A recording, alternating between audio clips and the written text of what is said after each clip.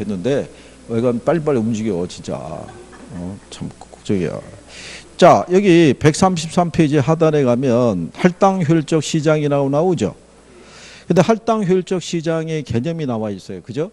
예. 근데 먼저 할당 효율적 시장을 인식을 하기 위해서는 할당적 효율성이라는 걸 알아야 돼요. 우리가 조금 아까 여러분들이 효율적 시장 이론 배웠죠. 약성, 중강성, 강성 배웠죠. 얘들은 정보의 효율성인 거야.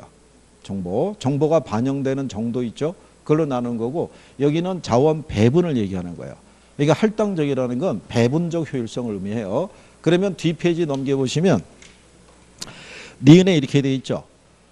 자원이 효율적으로 할당되었다는 말은 부동산 투자와 다른 투자 대안에 따르는 위험을 감안했을 때 부동산 투자의 수익률과 다른 투자의 수익률이 서로 같도록 자원이 할당되었다, 배분되었다는 걸 의미한다 이거예요.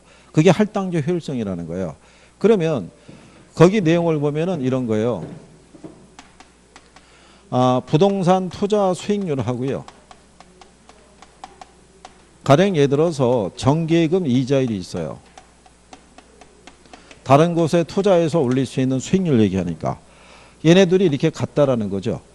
근데 정기예금 이자율은 만약에 2%가 주는데요. 부동산 투자에서 주어지는 수익률도 2%라고 그러면 어느 누구도 부동산에는 투자하지 않을 거라고요. 다 정기예금에다 투자하지. 그러면 얘는 왜 2%를 주냐면 여기는 투자에서 투자자가 감수해야 될 위험이 작아요. 그러니까 수익률도 작게 주는 거예요. 그죠? 근데 얘는 부동산 시장에 투자할 때는 리스크가 크잖아요.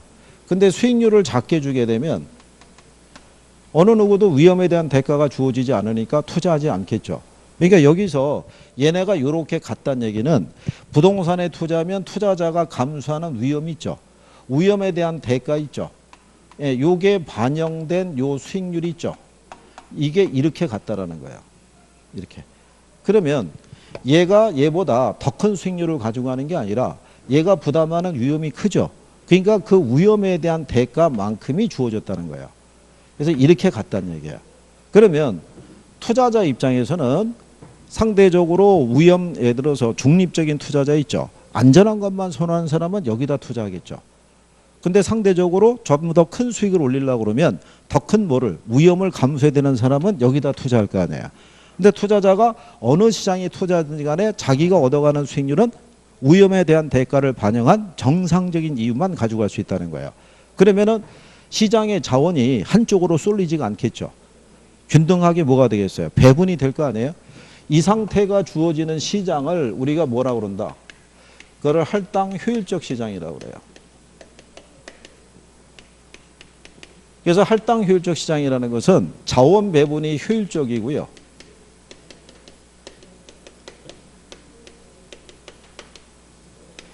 이 시장에서는 무슨 이윤만 얻을 수 있다는 거예요. 네, 정상 이윤만 얻을 수 있는 시장을 할당 효율적 시장이라고 얘기를 해요. 자, 그러면 완전 경쟁 시장이라고 있어요. 완전 경쟁 시장은 자동적으로 할당 효율적 시장이 돼요. 왜냐하면 완전 경쟁 시장도요. 자원 배분이 어떻게 돼요? 효율적이고 이 시장도 무슨 이윤만 얻을 수 있다? 정상 이윤만 얻을 수 있는 시장이에요. 무슨 말인지 아시겠나요? 네, 그런데 그러면 불완전 경쟁 시장 있죠.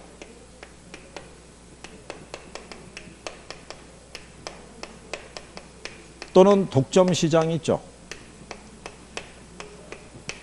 얘네도 할당 효율적 시장은 될 수 있어요, 없어요? 얘네도 할당 효율적 시장이 될 수 있는 거예요. 그러면 뒤집어서 얘기하면 아까 우리가 시장론 처음에 들어왔을 때 부동산 시장이라는 거는 불완전 경쟁 시장이자 독점 시장의 성격을 갖고 있다고 그랬죠. 그러면 뒤집어서 얘기하면 부동산 시장도 할당 효율적 시장이 될 수 있다는 거예요.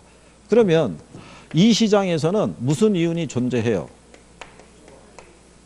근데 아까 여러분들이 효율적 시장에서 배우셨죠. 이 시장에서는 초과이윤을 얻으려고 그러면 뭐를 매개로만 초과이윤을 얻을 수 있어요? 그렇죠? 그러니까 이 초과이윤을 획득하기 위해서 지불해야 되는 정보 비용과 초과이윤의 크기가 같아지면 이 시장도 정상이윤만 얻을 수 있다는 거예요. 그럼 예를 들어서 정보 비용을 지출해서 얻을 수 있는 초과 이윤이 1,000만 원이에요. 근데 초기는 이 정보가 소수에게만 알려졌을 때는 이 사람들은 상대적으로 적은 비용을 지출하고도 큰 이윤을 가져갈 수 있어요, 없어요? 있을 거란 말이에요. 근데 이 정보가 공개적이 된다 그러면, 이 시장이 경쟁적이라 그러면 많은 사람들은 이 비용을 지불해서 뭐를 얻고자, 초과이윤을 얻고자 경쟁이 펼쳐질 거란 얘기죠. 그러면 경쟁 과정에서 정보 비용에 대한 대가가 점점점 커질 수 있어요, 없어요? 있죠. 처음엔 100만 원이었는데 나는 150만 원 줄게, 나는 300 줄게, 나는 500 줄게, 이걸 얻기 위해서. 그러다 보면은 어느 순간에 정보 비용이 1,000만 원까지 올라갈 수도 있겠죠. 그러면 두 개가 같아지잖아요. 그러면은 초과이윤은 상쇄되고 남는 건 정상이윤밖에 없죠. 이 조건이 충족이 되면 얘들도 무슨 시장? 할당 효율적 시장이 될 수 있는 거예요. 그러면 여러분 시험에는 어떻게 줬냐면, 부동산 시장은 여러 가지 불완전한 요소가 많으므로 할당 효율적이 될 수 없다, 이렇게 준 거예요. 그러면 틀린 거예요. 그걸 답으로 유도한 거예요. 답으로. 그러니까 여기서는, 자, 거기 보시게 되면은요, 그 134페이지 중간에 보면 동그라미 이번에 불완전 경쟁 시장과 할당 효율적 시장이라고 되죠. 그렇죠? 예. 그래서 거기 보면 완전 경쟁 시장에서는 완전 정보로 인해서 정보 비용도 없고 초과이윤도 얻을 수 없으므로 완전 경쟁 시장은 반드시 할당 효율적 시장이 된다는 거죠. 근데 할당 효율적 시장이 반드시 완전 경쟁 시장만을 의미하는 건 아니란 얘기예요. 불완전 경쟁 시장이나 독점 시장도 무슨 시장은 될 수 있다. 할당 효율적 시장이 될 수 있는데 묶어버리면 그게 부동산 시장이잖아요. 이게 한마디로 얘기하면 부동산 시장도 할당 효율적이 될 수 있다, 없다? 있다, 이거예요. 네, 그렇게만 정리하시면 돼요. 그 다음에 이제 그 밑에 가시면 정보 가치의 계산이라고 나와 있죠.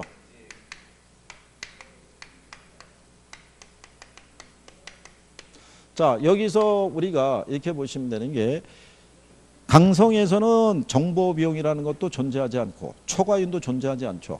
그런데 약성과 중강성은 그게 필요하죠. 거기에 따라서 초과이윤 얻을 수 있다는 얘기죠. 여기서 우리가 구하고자 하는 정보 가치라는 것은요, 정보가 확실한 가치에서 정보가 불확실한 가치를 빼면 돼요. 그게 정보 가치를 구하는 개념인데, 그러면 이 정보에 무슨 가치를 구해야 되냐면 현재 가치를 구해야 돼요. 정보의 현재 가치를 구하는 공식은요,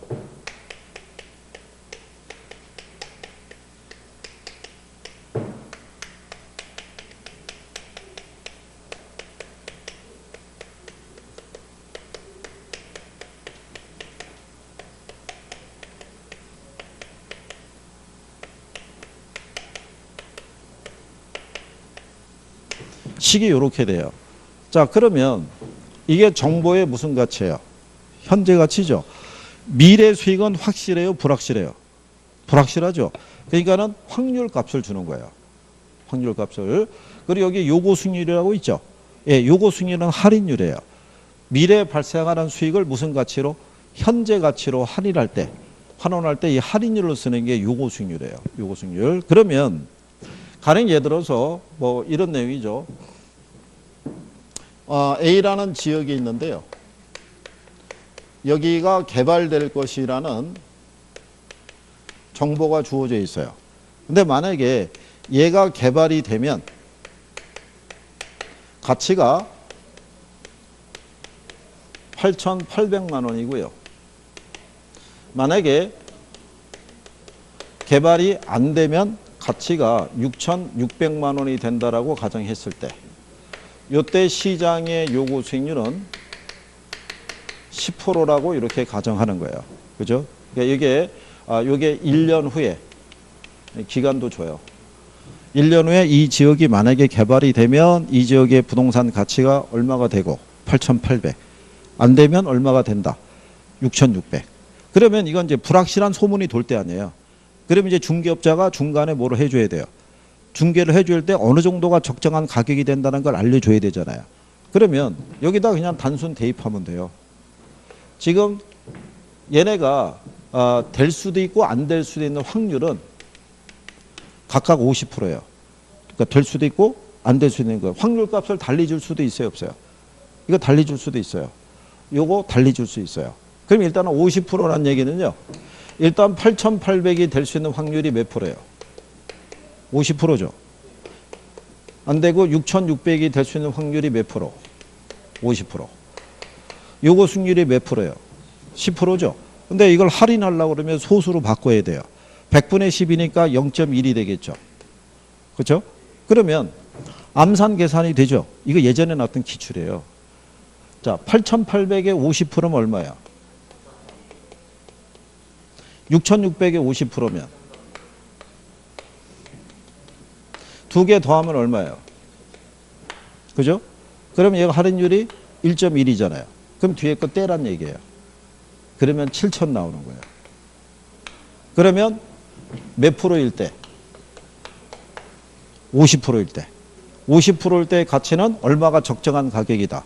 7,000이 적정한 가격이라는 거예요. 그러면 정보가 불확실한 가치일 때 얼마? 7,000이죠. 그러면 만약에 100% 들어선다면 어떻게 되겠어요? 100% 들어서면은 그냥 8,000인 거예요. 왜냐하면 얘는 그냥 1 플러스 0.1이죠. 근데 두 개의 조건 중에서 8,800이 되는 게 100%예요. 100분의 100이니까 1이에요. 그런데 6,600이 될 수 있는 조건은 어떻게 돼요? 제로잖아요. 그러면 결국 얘만 8,800만 얼마로? 1.1로 할인하게 되면 8,000 나오죠. 그죠? 그러면 정보가 확실한 상태의 가치가 얼마? 차액이 얼마? 그러니까 이 정보의 가치는 1,000만 원이라는 얘기예요. 이거보다 적은 비용을 들여가지고 이 정보를 입수한 사람은 초과인을 얻을 수가 있겠죠. 그렇잖아요. 근데 이 정보를 얻기 위해서 1,000만 원을 지불하게 된다는 얘기는 초과인은 기대하기가 어렵다 이런 얘기죠. 이렇게 계산하는 거예요. 이렇게. 그래서 이거 수치를 조금 다르게 주더라도 출제자들은 계산을 할 수 있게끔 또 줘요. 예, 그러니까 여러분들이 우리 교재에서 나온 거는요. 왜 요거는 지금 예로 활용을 안 하냐면요. 거기 5,940만 원 40%, 3,960만 원 60% 그러면 암산으로 계산이 된다 안 된다? 암산으로 계산이 안 돼요. 계산이. 그래서 이걸 들어드리는 거예요. 이게 실전에서는 여러분들이 거의 1분 안에 풀어야 되기 때문에 숫자가 암산으로 계산할 수 있게끔 출제자들이 배열을 다 해줘요. 무슨 말인지 이해하시겠죠? 네. 그래서 이거 푸는 것까지 여러분들이 해보신 거예요.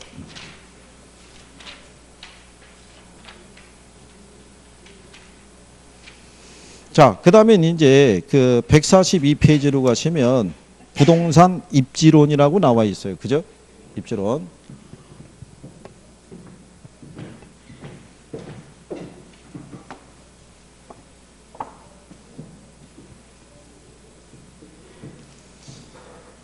자, 원래 이제 여기서부터 단원이, 근데 우리 교재에서는 뭐가 빠져 있냐면 요 앞쪽에 보면 원래 주택시장에 관한 부분이 들어가 있어야 되는데 우리 교재에서는 이 주택에 관한 부분이 저쪽에 이 정책 쪽에 들어가 있어요.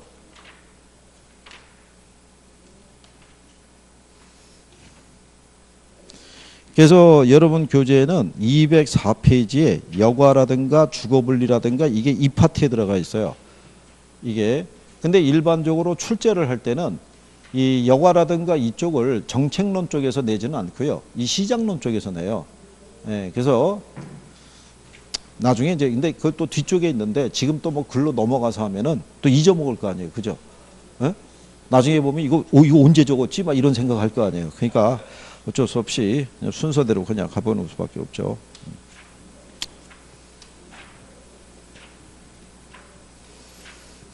자, 그래서 이제 여러분들은 142페이지에 가면 입지론이 있어요. 조금만 하면 끝나요. 그죠? 예.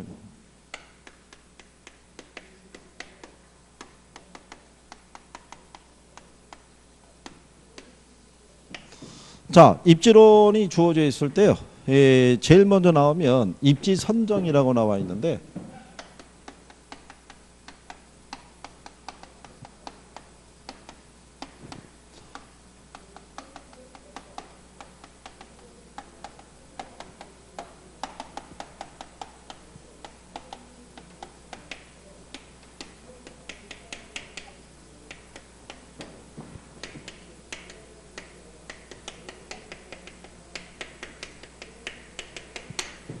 그냥 간단하게 입지라고 얘기하면요. 경제 활동의 주체가 점하고 있는 장소를 우리가 뭐라 한다?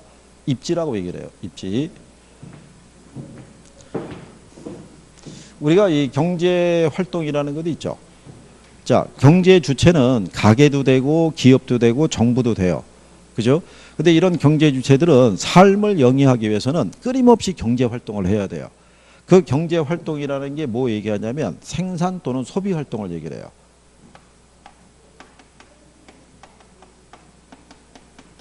그러면 생산을 하기 위해서 뭐가 필요하겠어요? 공간이자 장소가 필요하잖아요. 소비하기 위해서도 공간과 뭐가? 장소가 필요하겠죠. 네, 이게 들어서 있는 곳이 바로 뭐겠어요? 그게 입지라는 거예요. 무슨 말인지 아시겠나요? 그러면 입지 선정이라는 것도 있죠. 그러면 이 경제 활동의 주체가 생산 또는 소비하기에 적합한 장소를 찾는 것을 입지 선정이라고 그래요. 그러니까 우리가 장사하려고 그러면 목이 좋은 걸 찾아야 된다고 그러죠. 그게 입지 선정의 논리라고 보시면 돼요. 근데 부동산을 대상으로 한 활동에서는 이 입지의 개념이 상당히 중요해요. 이게 부동산을 대상으로 거래하거나 투자하거나 개발 등의 행위를 할 때 입지에 관한 논리는 빼놓을 수가 없는 거예요. 우리가 부동산에 투자할 때요. 세 가지를 고려해야 된다고 그래요. 세 가지. 첫 번째가 위치예요. 두 번째도 위치예요. 세 번째도 위치인 거예요. 그 왜 위치가 중요하겠어요? 부동산에 투자할 때는요. 한 번 장소를 정하면 그 장소가 나중에 마음에 들지 않는다 해서 쉽게 옮겨 다닐 수가 없어요. 무슨 말인지 아시겠나요? 그러다 움직일 수가 없기 때문에 주변 환경이 변화하면 그 여파를 그대로 받을 수밖에 없는 경우가 발생하는 거예요. 그냥 간단하게 예를 들어서 군산에 가면은 G땡이라고 하는 자동차 공장이 있었죠. 걔네가 거기 지역이 기반 산업이었잖아요. 걔네 폐쇄됐잖아요. 그러면 그 지역에서 그 공장에서 근무하고 있는 근로자를 보고 영업을 했던 많은 업종들이 다 무너지는 거예요. 그렇잖아요. 그렇다고 해서 공장이 없어졌으니 어디로 가겠어요? 따라갈 수도 없잖아요. 장소 자체가 없어졌으니까. 그렇잖아요. 그래서 지역에 가면 그런 데가 비일비재해요. 지역도 가게 되면 대학도 폐교되는 데 있어요, 없어요? 그러면 거기 가면 그 대학생들 대상으로 영업을 했던 많은 점포들이 있다고요. 그게 한 번에 다 쓰러지는 거예요. 그렇기 때문에 부동산에서는 그런 환경 조건의 변화를 잘 분석할 수 있어야 돼요. 저희 백화점 같은 게 하나 들어서면요. 도망가야 되는 업종이 있고 백화점이 들어오면 시너지 효과를 낼 수 있는 업종도 있고 그런 거예요. 그러니까 그런 거를 누가 잘 알아서 중개업자가 잘 알아서 조언을 해줘야 돼요. 중개업자는 나중에 예를 들어서 해가 동쪽에서 떠서 서쪽으로 지잖아요. 그렇죠? 이 햇빛의 방향을 놓고 점포를 해줄 때 그것도 업종 선정을 잘 해줘야 되는 거예요. 이게 나중에 떠갖고 하면 이게 직사광선 받잖아요. 직사광선 받을 때 가장 치명적인 업종이 햄버거 가게라든가 의류점 있죠. 얘들은 치명적인 거예요. 여러분들이 햄버거를 보고 먹으려고 그러면 햄버거가 있고 사이에 들어가 있는 패티 있죠. 걔들을 보고 먹음직스럽다는 생각이 들어서 사 먹어야 되는데 햇빛이 비치게 되면 이게 전부 단색으로 보인다고요. 그럼 사람들이 먹고 식욕이나 이런 게 생길 수가 없어요. 그 의류점도 마찬가지죠. 컬러가 생명인데 전부 단색으로 보이면 다 회색으로 보인다고 생각해 보세요. 누가 그걸 보고 선택을 하겠어요. 그러니까 그런 것들을 그러니까 여러분들이 합격을 하고 난 다음에 진짜 공부를 열심히 해야 된다는 거예요. 여기서 여러분들이 배워가는 거는 학문적인 지식을 배워가는 게 아닌 거예요. 그죠? 몇 점을 맞을 수 있는 60점을 맞을 수 있는 방법론 배워가는 거예요. 논리는 입지 선정의 중요성 뭐 이런 것 있죠. 이론적으로 이게 더 중요해요. 근데 시험에 나온다 안 나온다? 안 나와요. 그냥 간단하게 얘기하고 또 넘어가는 거예요. 그 다음 옆에 가시면 농업입지론이라고 나오죠. 참고로 이 서양은 산업입지론이고요. 동양은 풍수지리예요. 이게 그래서 이 산업입지론이라는 게 농업입지론, 공업입지론, 상업입지론으로 나가는데 농업입지론은 튀네네 고립국 이론이, 공업입지론은 배보의 최소비용 이론, 상업입지론은 크리스탈러의 중심지 이론이 중심이에요. 근데 이 서양 입지론이 있고 동양의 논리가 있는데 이게 안 나와요. 이 풍수지리에 대해서는. 얘도 이론으로는 우수해요. 이 풍수지리에 대한 거는요. 이게 다 망라되어 있다고 보시면 돼요. 그런데 이상하게 우리나라는 풍수지리에 대한 거는요, 토속신앙 같이 취급을 해버려요. 무속신앙 아시죠? 예, 그래서 저기가 약간 천대를 받고 있는 거죠. 그런데 우리나라 사람들은 막상 이사 갈 때는 저거 따져요, 안 따져요? 저거 따져요. 다 보는 거예요. 뭐 우리는 뭐 손 없는 나도 따지고 다 따지잖아요. 그래서 이게 아시아존에서 풍수지리를 따지는 나라가 우리나라, 중국, 일본 이래요. 중국 애들도 풍수지리 무진장히 따져요. 중국에 가면은 북경인가에 그 디즈니랜드가 있어요. 중국판. 걔네가 원래 디즈니랜드를 만들 때 막대한 병이 들어갔을 거 아니에요. 그러면 쭉 해가지고 여기가 원래 정문이었는데 이 정문이 위치가 풍수지리상 안 좋다고 서쪽으로 이동시켜갖고 이렇게 옮겼을 거예요. 그 정도로 따지는 거예요. 그래서 나중에 여러분들이 또 자격증을 취득하시면 번외적으로 풍수지리 같은 것은 간단한 기초적인 지식 정도는 알고 있는 게 도움이 될 수 있을 거예요. 왜냐하면 고객 중에는 저걸 또 특히 따지는 사람이 있어요. 저기 젊은 사람들은 안 따지는데. 그래서 거기 보시면 이제 농업입지론이 있죠. 그래서 튀넨에 무슨 이론이 있어요? 농업입지론. 뒤로 가면은 공업입지론 나오죠. 배보의 무슨 이론? 최소비용 이론. 그 다음에 넘기시면은 147페이지에 상업입지론 나오죠. 그럼 크리스탈러의 무슨 이론이에요? 중심지 이론 이렇게 돼 있는 거예요. 그리고 이제 상권에 관한 이론 이런 거 하게 되면은 입지론이 이제 쭉 끝나는 거예요. 그죠? 그런데 143페이지에 나와 있는 튀넨의 농업입지론이 있죠. 예, 이거는 우수한 이론이에요. 원래 이 농업입지론의 기초에서 지대 개념이 만들어지는 거예요. 지대 개념이. 그러면 간단하게 얘기하고요. 다음 주에 와서 다시 우리가 얘기하면 농업입지론은요. 이거는 튀넨의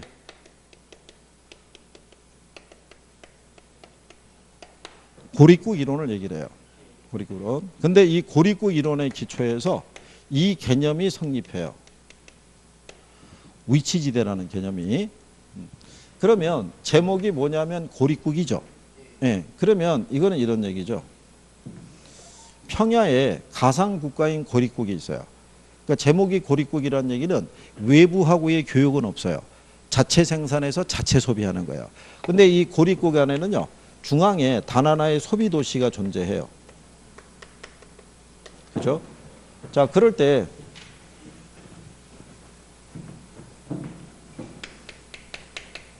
이 사람은 이 이론을 통해서 시장, 이 도시로부터의 각 지점이 있죠. 지점에 따라 경작하는 작물의 종류가 달라질 수 있다는 사실을 설명한 거예요. 이게. 그러면 이 사람이 얘기하는 지대라는 개념은요.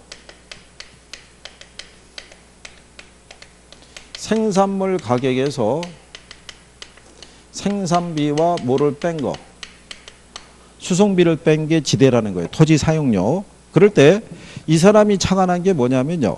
모든 토지에 이건 똑같아요. 비옥도가 똑같다는 얘기는 생산성이 똑같다는 얘기예요. 생산성이 똑같은데 왜 위치에 따라 경작하는 작물이 틀려지느냐 이런 얘기예요. 그럴 때 이 사람은 요건 일정하다고 보는 거예요. 생산성이 같다니까. 그러면 결국은 지대는 어디서 결정이 된다는 거예요? 예, 수송비에 의해서. 그러면 시장으로부터 거리가 멀어지게 되면 수송비가 커지겠죠. 그러면 지대가 싸지겠죠. 근데 반대로 시장 안쪽으로 들어오면 수송비가 절약이 되겠죠. 그럼 뭐가 비싸지겠어요? 지대가 비싸지겠죠. 그러면 이 사람의 논리는 뭐냐면 땅값이 비싼 곳에서는 비싼 작물을 경작해야 된다는 거예요. 그래서 이 사람이 제안한 게 뭐냐면 원예농업이에요. 꽃 아시죠? 얘들은 신선도가 필수잖아요. 그죠? 그렇기 때문에 시장으로부터 거리가 가까운 곳에서, 그리고 상대적으로 좁은 면적에서 재배하더라도 쌀을 재배하는 것보다는 부가가치가 훨씬 높은 작물인 거예요. 그래서 이 사람은 시장에서 제일 가까운 곳에서는 뭐를? 원예농업을 제안을 했어요. 그 다음에는 뭐를 제안을 했냐면 임업 아시죠? 목재. 그러면 목재를 왜 여기다 집어넣냐면 요 고립국에서는요 주요 운송수단이 우마차예요. 이게. 자, 그런데 목재라는 것은 무게하고 부피가 크고 무겁죠. 근데 얘가 만약에 도시 외곽에 있으면 여기 있는 이 땔감용 나무로 시장으로 끌고 들어오는데 한 4박 5일 걸리는 거예요. 그러면 겨울에는 목재 기다리다가 얼어 죽는 사람도 생길 거 아니에요. 그러니까 무게하고 부피가 크고 무거운 애들이 여기 들어가 있는 거예요. 요게 현대 도시하고 안 맞는 거예요. 이거를 빼고는 거의 다 맞아요. 요 도시 주변에 원예 농업이 있는 곳 있죠. 여러분들이 그 고양시라고 혹시 들어보셨나요? 고양시라고? 1년에 한 번씩 꼭 박람회 열죠. 그게 서울 주변에 있잖아요. 도시 주변에. 그러면 유럽에 가게 되면 네덜란드라는 나라 알죠? 네, 거기가 튤립의 나라예요. 걔네도 유럽의 중심에 바로 근교에 있는 거예요. 위치가. 네, 그래서 현대 도시에도 유용하게 쓸 수 있는 이론이에요. 이게. 그래서 이런 식으로 가다가요. 마지막에 이 사람이 제시한 게 뭐를 제시했냐면 이거 제시했어요. 목축업을. 그러면 여러분들이 양이나 소 있죠. 얘네들은 운송수단이 우마차잖아요. 그럼 얘네 자체가 운송수단이잖아요. 그러니까 운송비 부담은 있어요, 없어요? 없어요. 없는데 얘들을 사육하려고 그러면 넓은 면적이 필요한 거예요. 그런데 여기는 임대료가 비싸잖아요. 그러니까 넓은 면적을 사용해서 얘들을 사육할 수는 없는 거예요. 그러니까 상대적으로 어떻게 해야 돼요? 교통비의 부담은 없으면서도 넓은 면적의 공간을 활용할 수 있는 도시 외곽에서 얘네가 들어서는 거죠. 무슨 이유인지 아시겠어요? 그러면 거기에 따라 작물의 경작하는 범위에 따라 이렇게 돌리면 하나의 링이 나올 수 있어요, 없어요?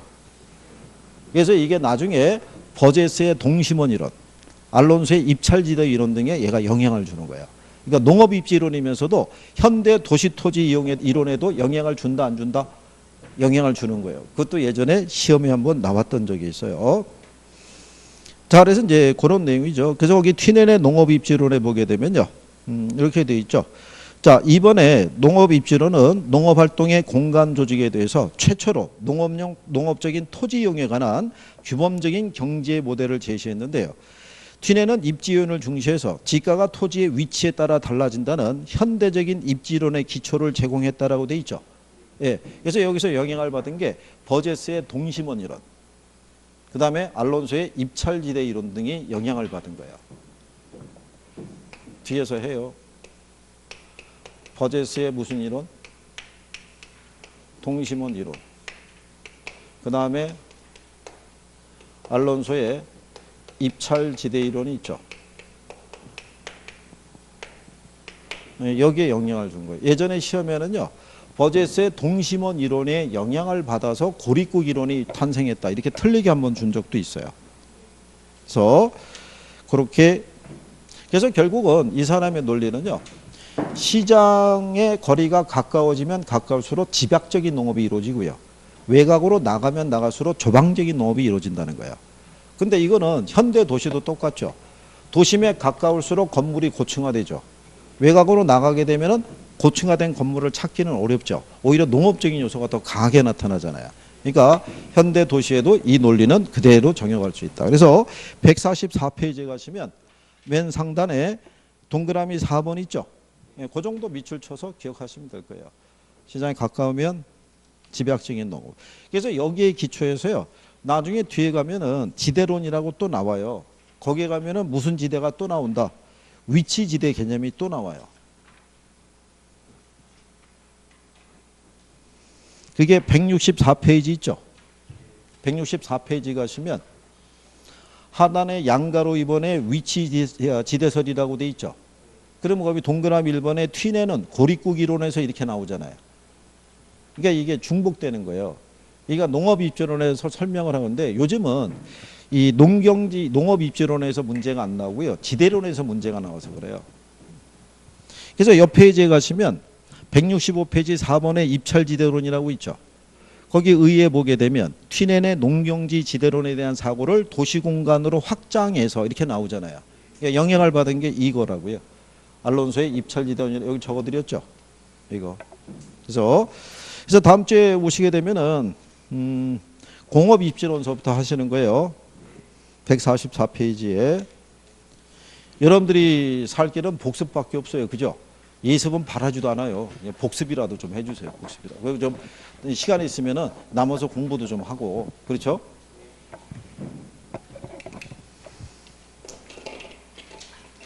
조만간에 복습을 했는지 안 했는지 확인 작업을 한번 해보도록 할게요.